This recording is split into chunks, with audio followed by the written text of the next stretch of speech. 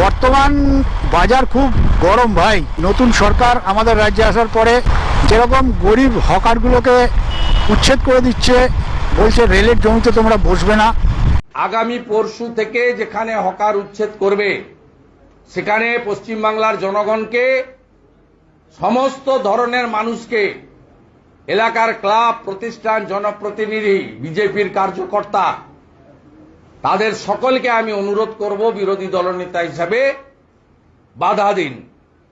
কি করবে? গ্রেফতার করবে, নিয়ে আসুন। এবং প্রয়োজন হলে আমিও যদি আগাম জানতে পারি কোথাও হচ্ছে উইদাউট নোটিস, আমি লিডার অব অপোজিশন হিসেবে আমি নিজেও বুলডোজারের সামনে বা পুলিশের সামনে দাঁড়ানোর জন্য প্রস্তুত আছি। রাতের অন্ধকারে কোনো জায়গায় নোটিশ দিয়ে, কোনো জায়গায় বিনা নোটিশে বুলডোজার নামিয়ে হকার উচ্ছেদ করা হচ্ছে ভাই। জানি না তোমরা যারা যারা ভিডিওটা দেখছো তোমরা কজন এই কাজটাকে মেনে নিতে পারছো। আমি তো ভাই এটাকে মনে করছি যে এটা কিন্তু একটা নির্মমতার পরিচয় দিচ্ছে আমাদের বর্তমান সরকার। আর তার কারণ হলো, আগে তোমরা পুনর্বাসন দাও, আগে তোমরা বসাও মানুষগুলোকে যে কোথায় তারা বসে বিজনেসটা করবে, তারপর তোমরা তাদের তোলো। একটা সরকার যখন এসছে, সরকারের দায়িত্ব যে তার জনগণ, রাজ্যের জনগণ বা দেশের জনগণ যাই বলো না কেন, তারা সঠিকভাবে থাকতে পারছে কিনা, খেতে পারছে কিনা, অন্ন, বস্ত্র, বাসস্থান, এই তিনটে, রুটি, কাপড়া আর মকান, এই তিনটে সরকারকেই তো দেখতে হবে। না হলে আমরা দেশের জনগণ আমরা কোথায় যাব?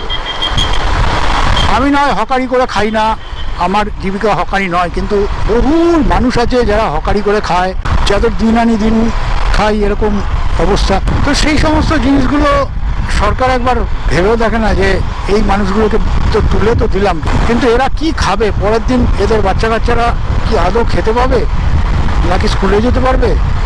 মানে এটা একটা খুব খারাপ লাগে, খারাপ দিক। জানি না তোমাদের এক একজনের মতামত এক এক রকম হতে পারে। কেউ বলবে যে ঠিক করছে, রেলের জমিতে কেন বসেছে। এসব নেই চলেগা,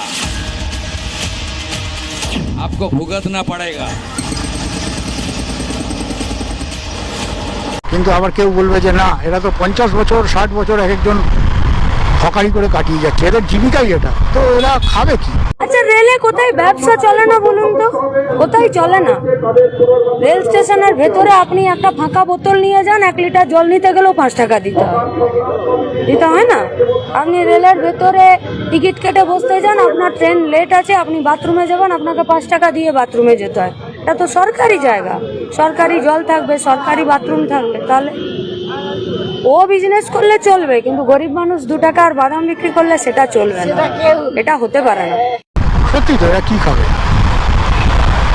তো যাই হোক, আর কি বলবো, ভিডিওটা তাহলে এখানেই শেষ করছি। Good bye.